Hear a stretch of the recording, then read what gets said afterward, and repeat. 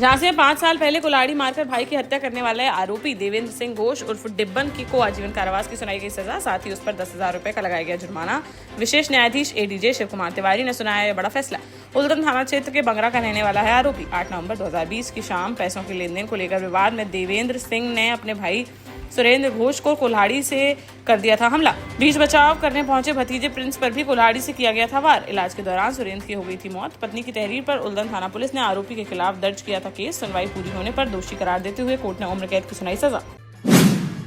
Lalitpur police की बीती शाम तालबेहट क्षेत्र के पवागिरी जंगल में लुटेरों से हो गई मुठभेड़। इस दौरान पुलिस की जवाबी कार्यवाही में 2 बदमाशों के पैर में गोली लगने से वे हो गए घायल, जबकि उनके 3 अन्य साथियों को कर लिया गया गिरफ्तार। घायल बदमाशों को उपचार के लिए ले जाया गया सामुदायिक स्वास्थ्य केंद्र, जिनकी दतिया के रिचरा फाटक निवासी भोला कुशवाहा और झांसी के मानिक चौक निवासी राजकुमार कुशवाहा के रूप में हुई पहचान। पुलिस ने उनके 3 साथी दतिया के इमलिया निवासी रमाकांत पाल, झांसी के लक्ष्मीगेट निवासी सागर शर्मा और दतिया के इमलिया निवासी शिवम पाल को भी मौके से कर लिया गिरफ्तार। बदमाशों के पास से 5 तमंचे, कारतूस और 1 कार की गई है बरामद। झांसी में बुधवार शाम करीब 5 बजे शहर के गांधी रोड से बड़ा अग्निकांड आया सामने, जहां चौधरी पेंट की दुकान में लग गई भीषण आग और देखते ही देखते आग ने विकराल रूप कर लिया धारण। आग की लपटें देख बाजार में मच गई अफरा तफरी। आग को बढ़ता देख आसपास की 300 से ज्यादा दुकानों को कराया गया बंद। करीब 30 फीट तक ऊंची उठ रही थी लपटें। आसमान में कई किलोमीटर दूर तक दिख रहा था धुआं ही धुआं। फायर ब्रिगेड की 8 गाड़ियों से कई घंटों की कड़ी मशक्कत के बाद आग पर पाया जा सका काबू, लेकिन तब तक सब कुछ जलकर हो चुका था खाक।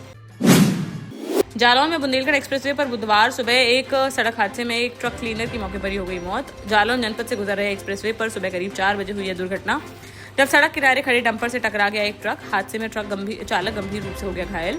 पुलिस के अनुसार झांसी से औरैया की ओर जा रहा था ट्रक। मृतक क्लीनर की फिरोजाबाद निवासी 20 वर्षीय रामरतन के रूप में हुई है पहचान। पुलिस ने चालक को अस्पताल में कराया भर्ती और मृतक क्लीनर के शव को पोस्टमार्टम के लिए भेजकर मामले की जाँच कर दी है शुरू। महोबा में एक अधिवक्ता पर हुए हमले के विरोध में वकीलों ने न्यायिक कार्य का बहिष्कार कर सड़क कर दिया जाम। उन्होंने आरोपियों की तत्काल गिरफ्तारी और एनकाउंटर जैसी सख्त कार्रवाई की है मांग। सीओ सिटी ने 24 घंटे के भीतर गिरफ्तारी का दिया आश्वासन, जिसके बाद खुल सका जाम। मंगलवार शाम की है यह घटना, जब जिला कोर्ट के अधिवक्ता सतीश अवस्थी कचहरी से लौट रहे थे घर वापस। तभी मुल्ला खुड़ा के पास घात लगाए बैठे हमलावरों ने उन पर कर दी फायरिंग और लाठी डंडों से पीट कर गंभीर रूप से कर दिया घायल। उन्हें गंभीर हालत में जिला अस्पताल से किया गया है रेफर। इस हमले के बाद वकीलों में देखने को मिल रहा है भारी आक्रोश। उन्होंने 24 घंटे का दिया है अल्टीमेटम। कार्रवाई न होने पर बड़े आंदोलन की दी है चेतावनी।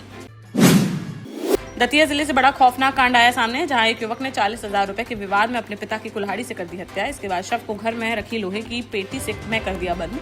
करीब 6 महीने तक पेटी में पड़ा रहा शव। जब पूरी तरह कंकाल में बदल गया शव, तब उसने अपने ताऊ की मदद से सामली नदी में फेंक दी उसकी हड्डियां और उनके अवशेष। इसके बाद भी गांव और रिश्तेदारों से करीब 11 महीने तक यही कहता रहा कि वह मुंबई में मजदूरी करने गए हैं।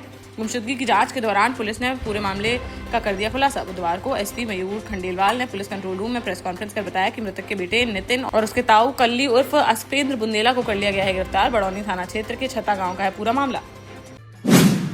झांसी में 2 दोस्तों ने रील बनाने के लिए चलती ट्रेन पर फेंके पत्थर। 29 जून को रेलवे क्रॉसिंग बंद होने के कारण बाइक रोक कर खड़े थे दोनों। जैसे ही आई ट्रेन तो एक युवक ने फेंके पत्थर और दूसरे ने शूट किया वीडियो। इसके बाद इंस्टाग्राम और फेसबुक पर रील कर दी पोस्ट, जो वायरल होकर पहुंच गई पुलिस तक। मंगलवार को जीआरपी ने अज्ञात पर केस किया दर्ज। इसके बाद देर रात पुलिस ने दोनों युवकों को कर लिया गिरफ्तार। इसके अलावा आरपीएफ ने भी एक आदतन पत्थरबाज को किया है गिरफ्तार। देश का जाना माना सैनफिन ग्रुप आपके लिए फिर लाया है झांसी में वास्तु के हिसाब से फ्लोर प्लान सहित एक शानदार टाउनशिप, जिसमें सुरक्षा की दृष्टि से सीसीटीवी, एक ही ग्रैंड गेट से एंट्री और एग्जिट, चौड़ी सड़कें, parking, car wash area, senior citizen and international fountain parks, swimming pool, gym, badminton, tennis आदि courts, school, hospital, shopping mart आदि कई सुविधाएं। इसीलिए तो है हम झांसी में लोगों की पहली पसंद। ललितपुर जिले के तालबेहट कोतवाली क्षेत्र के रारा गांव में आकाशीय बिजली गिरने से एक महिला की मौके पर ही हो गई मौत। बुधवार सुबह करीब 5 बजे हुई यह घटना। परिजनों ने बताया कि 40 वर्षीय सुनीता सुबह शौच के लिए निकली थी घर से। इसी दौरान अचानक आकाशीय बिजली की चपेट में आ गई वह, जिससे उनकी मौके पर ही हो गई मौत। पुलिस ने शव को पोस्टमार्टम के लिए भेजकर आगे की कार्यवाही की शुरू। जालौन के कौंच कोतवाली क्षेत्र में बीती देर रात करीब 11 बजे गल्ला मंडी गेट के सामने 2 गुटों में मारपीट और हुआ पथराव। इस घटना से इलाके में कुछ समय के लिए बन गया तनाव का माहौल। आसपास मौजूद लोगों ने खुद को किया सुरक्षित और कई लोगों ने घटना का वीडियो अपने मोबाइल में कर लिया रिकॉर्ड, जो सोशल मीडिया पर हो रहा है वायरल। इसको संज्ञान में लेते हुए पुलिस ने आरोपियों की तलाश कर दी है शुरू।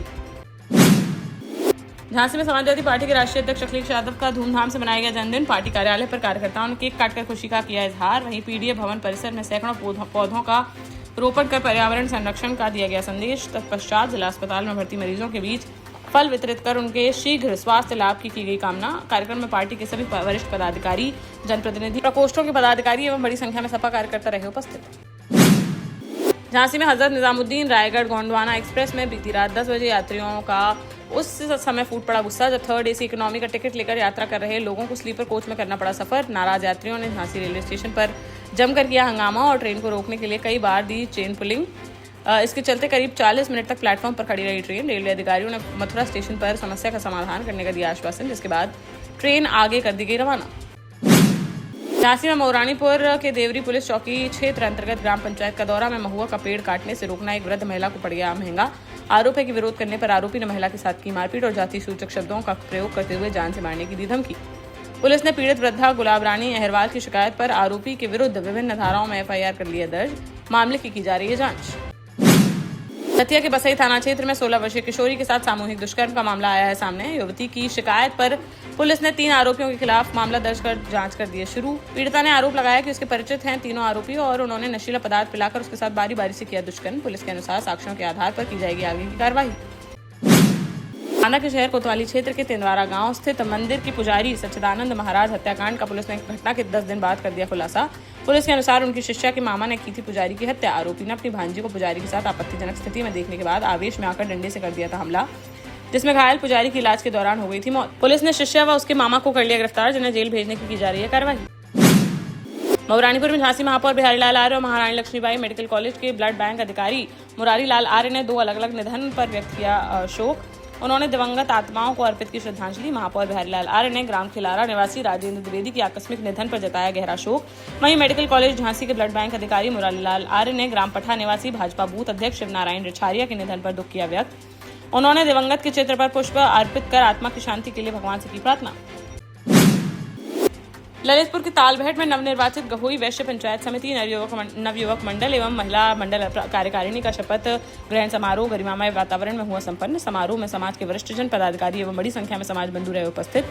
गौ सेवा आयोग के अध्यक्ष व राज्य मंत्री श्याम बिहारी गुप्ता रहे कार्यक्रम के मुख्य अतिथि। उमेश चिरौलिया ने की कार्यक्रम की अध्यक्षता, जबकि अति विशिष्ट अतिथि के रूप में अखिल भारतीय गहोई वैश्य महासभा के उपाध्यक्ष मनोज चौधरी रहे उपस्थित। विशिष्ट अतिथियों में पंडित हरीशचंद्र रावत, डॉक्टर संदीप सरावगी, विजय सिंह, पुनीत सिंह परिहार, मुक्ता सोनी, संजय पटवारी, नरेश गुप्ता एवं लक्की नोगेरिया रहे शामिल। इस दौरान डॉक्टर संदीप ने अपने संबोधन में कहा कि समाज की प्रगति संगठन की मजबूती और आपसी एकता में है निहित। गहोई वैश्य समाज सदैव सामाजिक सरोकारों, सेवा और संस्कारों का रहा है संवाहक। नई कार्यकारिणी के गठन से समाज को मिलेगी नई ऊर्जा, नई दिशा और नई सोच। 18 साल पहले अपने स्टार्टअप के साथ ही योग्य नेतृत्व, अनुभवी टीम और सक्षम सेंट्रलाइज और उत्तरदायी प्रबंधन के बल पर सबको घर गुणवत्ता के साथ समय पर घर की योजना के तहत सैनफिन समूह ने बहुत ही कम समय में 1500 से ज्यादा यूनिट्स को दिया है कब्जा।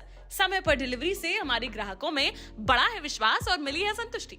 सैनफिन समूह ने बहुत कम समय में Sanfin Ashok city, green homes residency, green homes city, Sanfin Ashok valley, Delhi public school, Sanfin शाखा, केन सैनफिन अस्पताल सहित कई अन्य परियोजनाओं के साथ नई झांसी के निर्माण में स्थापित किया है एक बड़ा मुकाम। तो आप भी आज ही आइए अपने परिवार के साथ और कीजिए अपने सपने साकार।